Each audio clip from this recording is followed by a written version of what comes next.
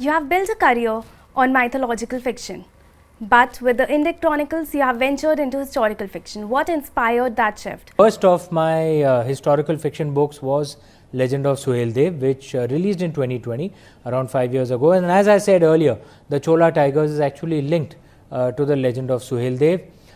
King Suheldev is an actual historical figure who lived around 1,000 years ago, and he lived and he ruled a part of the state that my father is from, that my family is from, which is UP. And I myself hadn't heard of that story till I think around maybe 2005, 2006, where I heard of the story of King Suheldev from a friend of mine. If it was any other country, King Suheldev would have been one of the most celebrated heroes in national history. There would have been statues of his in every city because he fought back a brutal foreign invader and saved India. History books were more the history of our invaders rather than the story of our ancestors who fought those invaders. And this needs to be set right. This narrative needs to be set right. And the Chola Tigers is a continuation in this series, the Indic Chronicles. Through the Indic Chronicles, I will write the stories of our ancestors who fought these foreign invaders and ensured that our culture survived these brutal invasions. Speaking of the Chola Tigers, can you give us a glimpse into the story? Yeah, without revealing too much.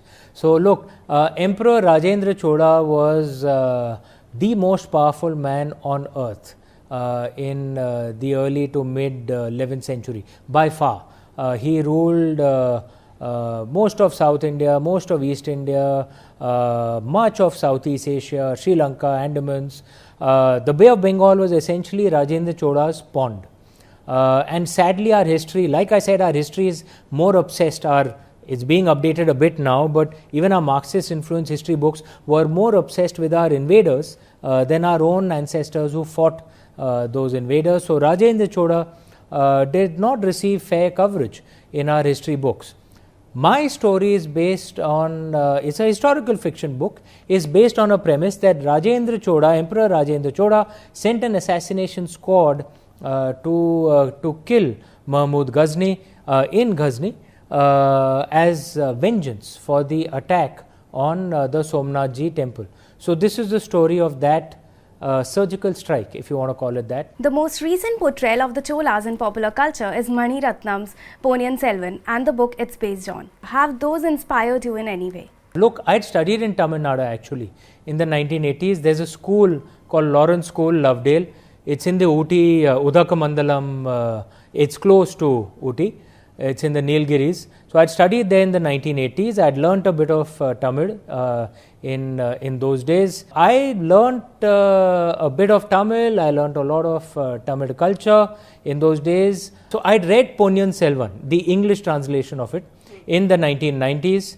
And it was a fascinating story. I think Ponniyin Selvan is one of the modern classics of India. So I had read it many years ago.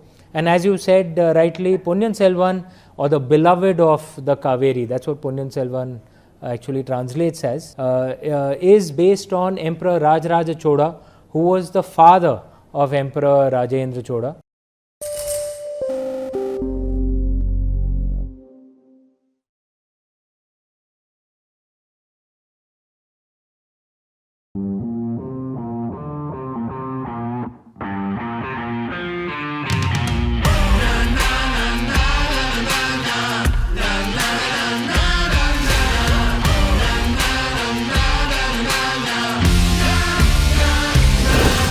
Make informed decisions with comprehensive analysis on the go.